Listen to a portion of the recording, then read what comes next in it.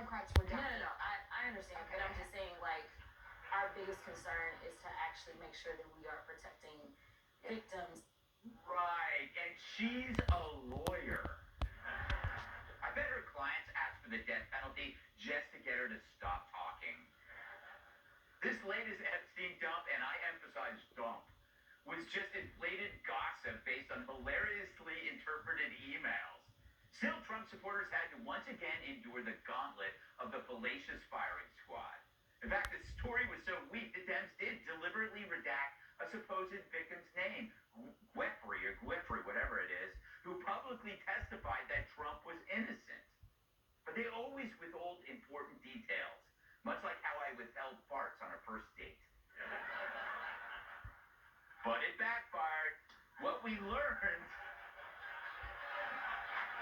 it always does. What we learned really is that Michael Wolff, Trump's smear merchant, was trying to work with Epstein on a blackmail scheme. The New York Times tipped off Epstein on a hit piece, and a lot of rich guys like to talk to Epstein.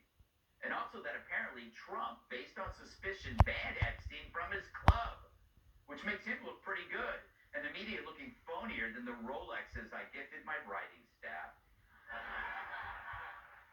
The funniest part, when the Dems lauded an email with Epstein expressing his hatred for Trump, as if that was a point scored against Trump. Sorry, you douchebags, that just made Epstein one of you guys. What's next? You're going to brag that Dems lead Republicans by 50 points among pedophiles? These same idiots also ran with the claim that Epstein spent Thanksgiving with Trump while Trump was president. Amazing how at the time that revelation went unnoticed and unreported by the media who hates Trump. And that's because it never happened. The media and the Dems had to delete that so-called bombshell like it was a skirt in Rachel Maddow's dressing room.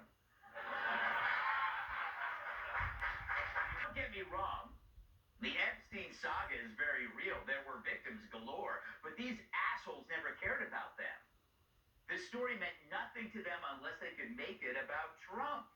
Because for Democrats, other people's suffering is just a political tool for gaining power. But sadly, their selected leaks had a rebound effect, vindicating and not implicating Trump. But this latest exercise reveals how unsalvageable the media is.